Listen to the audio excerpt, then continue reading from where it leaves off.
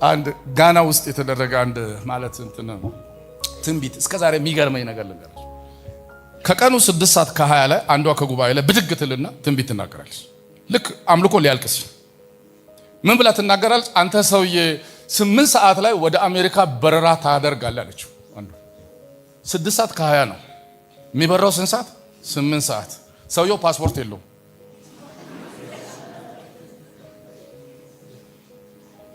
ከዛ አቆመችውና ከተናገረችው በኋላ ታምናለህ ወይ ሲል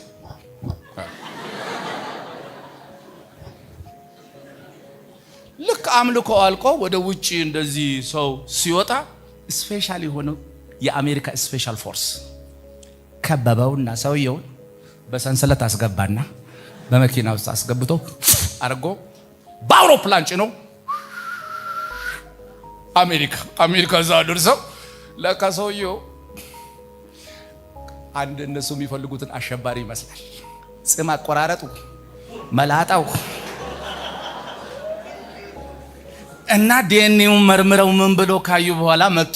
ሶሪ፣ በጣም ሶሪ ለተፈጠረው ስህተት። እንዲህ አይነት ሰው ፈልገን አንተን ይመስላል፣ ይኸው ፎቶ አንተን የሚመስል ሰው ነው። ግን አሁን ይህን ጥፋታችንን በሆነ ነገር መካስ እንፈልጋለን። ምንድን ነው አለ ዘናብ። ከፈለክ እዚያ አሜሪካን መኖር ትችላለህ። የመኖሪያ ፈቃድ ይሰጣል፣ ፓስፖርት ይሰጣል። አልፈልግም ካልክ ደግሞ ወደ ጋና መመለስ ትችላለህ። ሰውየው ዘና ብሎ ጌታ ተናግሮኝ ነው የመጣው። ወሬት ነው ቢያለው ጌታ ተናግሮኝ ነው። ስሙ ይባረክ። ከተናገረ ሄሎ አሞኛል ሚችል ሰው ፓስተር የለም። መታችሁ ጸልዩ ነው እንጂ እዛ ቁጭ እንዴ። እኔ አንዳንድ ሰው ስለምን ልጸልይ ሲባል ያው መንፈስ ቅዱስ ይነግርሃል። እኔ የከብት ሐኪም ነኝ እንዴ? እንዴት ነው ዝም ብዬ እንዴት ነው ማለት? አሁን የከብት ሐኪም በሬውን እንዴት ነው የሚያምህ ብሎ ይጠይቃል? አይጠይቅም። በሬውን አይጠይቅ እንጂ ጌታውን አይጠይቅም። እንዴት ነው ይሄ ጸጉሩ የቆመው ከመቼ ጀምሮ ነው ይላል። ሳር እምቢ ያለው ከመቼ ጀምሮ ነው ይላል። ለበሬውም ጌታው ይጠይቃል። ዝም ብለህ ልሙጥ ሆነህ ቆመህ እንዴት ነው እንኳን ነግረህ እንኳን እኔ ጸልዬ ለአንተ መጥፎ ነውና ነው አንተ ይጥራ ምን ታምም ያለው ነው ብሎ ያ ብቻ ነው። ይሄ ሁለተኛው እኮ ነው በቤተክርስቲያን ኦቶሪቲ። ከዛ ዘይት ቀብተው አሁን ማንም በብልቃጥ ይዞ በፌስታል ይዞ የሚዞረውን ዘይት ማለት ሳይሆን በቤተ ክርስቲያን ኦቶሪቲ ስር ማለቴ ነው። ልቀጥል። ሶስተኛ ቃሉን ላከ። ምን አደረገ? ከመከራቸው ስቴጅ 3 በአማኝ ሁሉ ውስጥ በቤተ ክርስቲያን ኦቶሪቲ ስር በቃል ውስጥ። አራተኛ የመፈወስ ስጦታ ያላቸው አሉ። እሱ አራተኛ ነው። ደግሞ በየቤተ ክርስቲያኑ የመፈወስ ስጦታ ያላቸው ለየት ያለ ስፔሻል ስጦታ ያላቸው ሰዎች አሉ የሉም? እነዚህ ስፔሻሊስቶች ኮንፈረንስ ሰሞን ነው የሚመጡት። እኔ አንዳንድ ሰዎች ስለምን ልጸልይ ሲባል ያው መንፈስ ቅዱስ ይነግርሃል። እኔ የከብት ሐኪም ነኝ እንዴ? እንዴት ነው ዝም ብዬ እንዴት ነው ማለት? አሁን የከብት ሐኪም በሬውን እንዴት ነው የሚያምህ ብሎ ይጠይቃል? አይጠይቅም። በሬውን አይጠይቅ እንጂ ጌታውን አይጠይቅም። እንዴት ነው ይሄ ጸጉሩ የቆመው ከመቼ ጀምሮ ነው ይላል። ሳር እምቢ ያለው ከመቼ ጀምሮ ነው ይላል። ለበሬውም ጌታው ይጠይቃል። ዝም ብለህ ልሙጥ ሆነህ ቆመህ እንዴት ነው እንኳን ነግረህ እንኳን እኔ ጸልዬ ለአንተ መጥፎ ነውና ነው አንተ ይጥራ ምን ታምም ያለው ነው ብሎ ያ ብቻ ነው። ይሄ ሁለተኛው እኮ ነው በቤተክርስቲያን ኦቶሪቲ። ከዛ ዘይት ቀብተው አሁን ማንም በብልቃጥ ይዞ በፌስታል ይዞ የሚዞረውን ዘይት ማለት ሳይሆን በቤተ ክርስቲያን ኦቶሪቲ ስር ማለቴ ነው። ልቀጥል። ሶስተኛ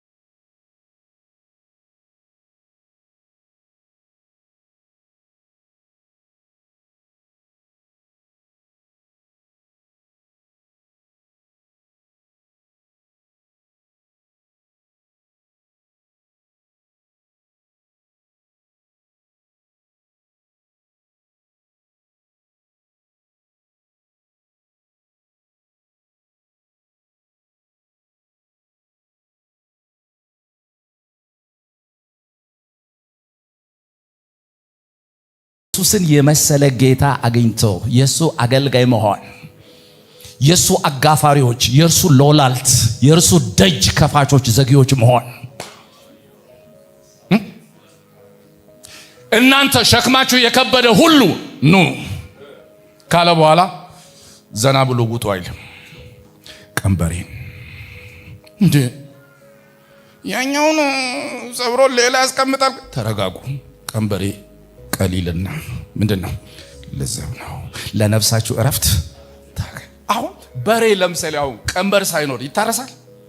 እኔ አንገቴ አላስገባም። ኢየሱስ ጌታ ነው። ሃሌሉያ። አንዳንድ ሰው ቀንበር ውስጥ አይገባም። ፈር ተይዞ ለማረስ ለእግዚአብሔር ቤት ጥቅም ለመዋል አንገትሽን ቀስ አርጋሽ ቀንበር ውስጥ ማስገባት። እኔ የንጉሥ ልጅ ነኝ። ሃሌሉያ። ዮናስ በጣም ከባድ ሰው።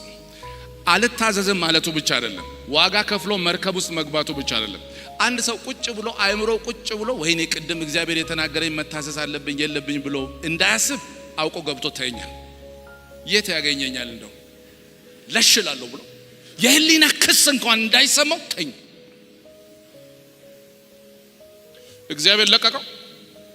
እግዚአብሔር አንድ ነቢይ ስላንቀላፋ ወይኔ ተኝቷል ሶሪ ምናምን ብሎ ይተዋል? ቀስቃሽ የለውም እሱ አለው። ሰዎቹ ሲጨነቁ መጣና አንዱ መታርቆ አንተ ማን ነህ አንተ ስራህ ምንድነው ብሎ ሲጠይቁት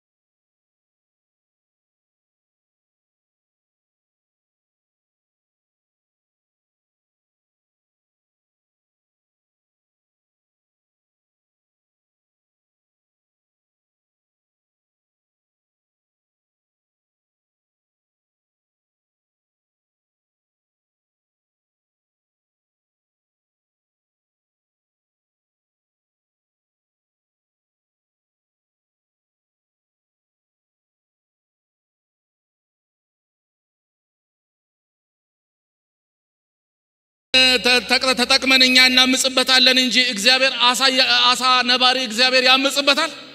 አያምጽ። በፊት እሱ እምቢ ሲል ነፋስና ባህሩን የፈጠረውን የተባለውን ያንን ነፋስና ባህር የምስራቁን ነፋስ ምን አደረገ? አዘዘ። ምን አድርጎ? ኮንትሮባንድ ጭኖ የሚሄድ መርከብ አለ። ስለዚህ ምን ይሁን እንዳያልፍ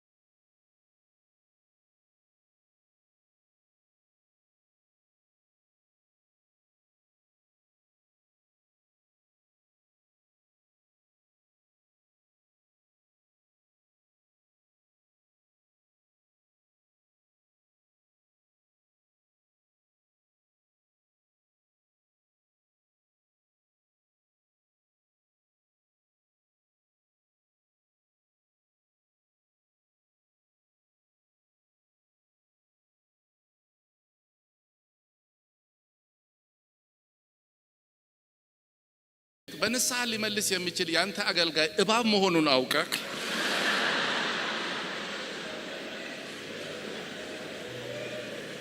ስለላከው ስለዚህ አገልጋይ አመሰግናለሁ። አሁንም ወፈር ያለ ካለ ለዚህ ሰውዬ ላክለት። እዛ መጽሐፉ ላይ ጽፎታል ጸሎቱን።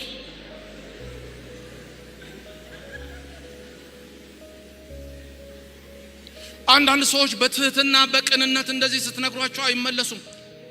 ትራጃ የሆነ አስጨናቂ ከባድ ሁኔታ ካልገጠማቸው በስተቀር ልባቸውን ለእግዚአብሔር የማይሰብሩ ሰዎች አሉ። ጌታ በዓለም አዞርሃለሁ ብሎኛል። ሰይጣን ይዙር፣ አንተ ተረጋጋ። አንተ መዞር ብርቅ ነው እንዴ? ቱሪስት ነህ አንተ? ምን ያዞርሃል? መጀመሪያ ቀንበር ውስጥ አንገትህን አስገባ። ከዛ በኋላ ምን ለነፍሳችሁ እረፍትን ታገኛላችሁ። አሁንም ቀንበር ተሸካሚ መሆንህን እወቅ። ያ ቀንበር የመሸከም መንገድ የነፍስ እረፍት መንገድ መሆኑን እወቅ። ወልድ ባሮችም ነበሩኝ ይላል። ገዝቶ ያመጣቸው ብቻ ሳይሆን የሚገርመው እስቲ ይሄን ሰውዬው ሚስት ሲባል ስንት ነው ሚስት? ቆይ አሁን ለአንድ ሰው እንግዲህ አንድ ነው ይላል መጽሐፍ ቅዱስ። እንተው የፈለገ ቢሆን 10 አይበቃ? እውነት ነው ማለት ቃሉ አንድ ነው የሚለው ግን 10 አይበቃም ወይ ወገኖች? እሺ 20 አይበቃ? ለአንድ ወንድ 20 አይበቃ?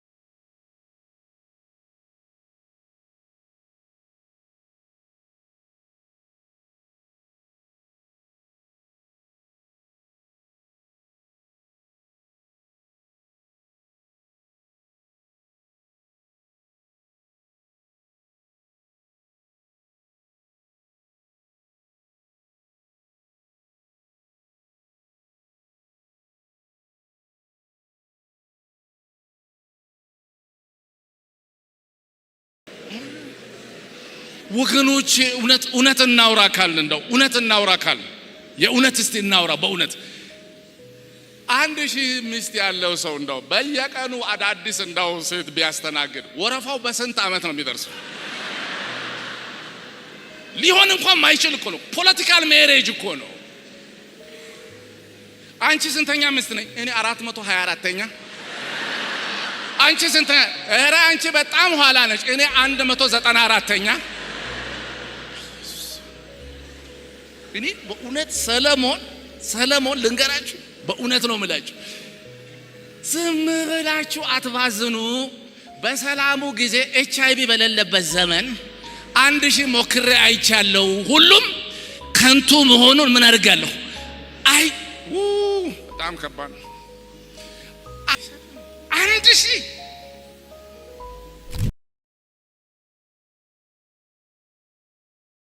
ብዙ በቸርች ውስጥ አድገናል፣ እናውቃለን። ከልጅነት እስከ እውቀት ብዙ ነገር እናውቃለን።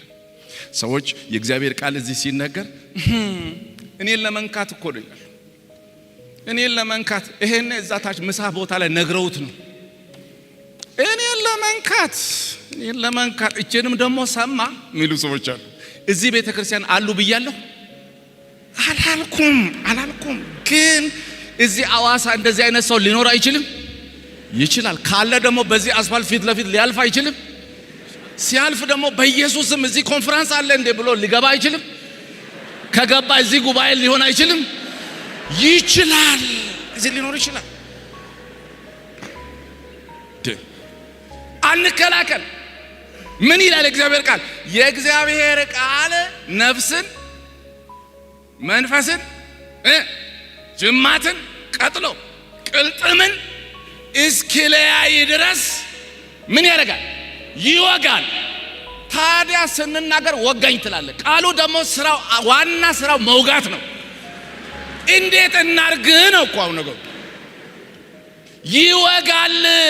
እንደውም ነፍስ መንፈስ ስጋ የሚባሉ ነገሮች ሶስቱን እንኳን ለመለያየት እንኳን እስከዛሬ የመጽሐፍ ቅዱስ አዋቂዎች መከራ እያዩ ነው። መጽሐፍ ቅዱስ ችግር የለበትም፣ ይለያያቸዋል።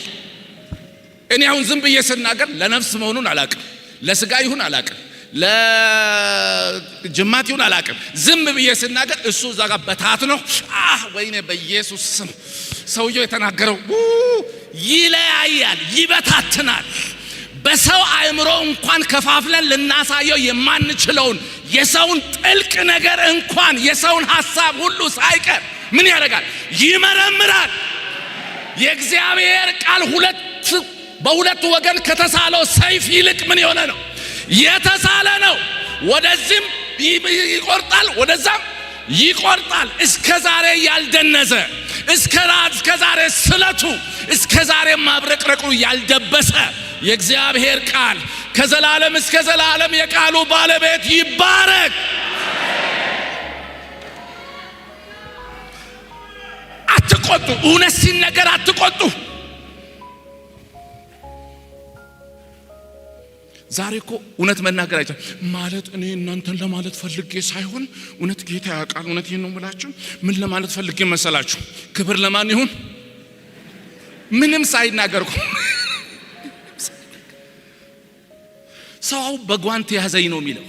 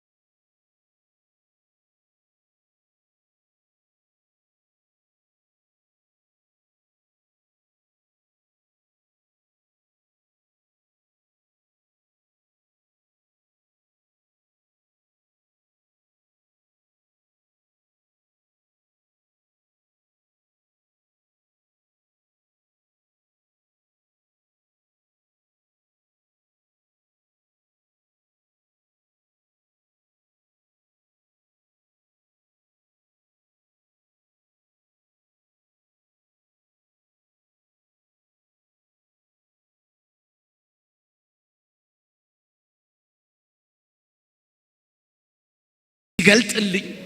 ጌታ ግን ሶስተኛ አይኔን እዚህ ላይ ቦግስ ያደርገው ጥቁር ነው። እነሱ ይደነግጣል። በኢየሱስም ይሄ መገለጥ ሳይሆን መገልበጥ ነው። በጌታ በኢየሱስም ምን ነካ ፓስተር ማትፈላ ምን ነካ? ይሄ ነጭ ነው ይላል። እኔ ደግሞ ጥቁር ነው እለዋለሁ። መንፈሳዊ ነገር ስላልገባህ ነው፣ ጥልቅ ነገር ውስጥ ስላልገባህ ነው እለዋለሁ። ከዛ ወደ ዘመኑ ሰው ዳኝነት እንዲሰጥ እንሄዳለን። የዘመኑ ሰው ጥቁርን ጥቁር ይላል፣ ነጭን ነጭ ይላል። አሁን ቅድም እናንተ እንደጠየቃችሁት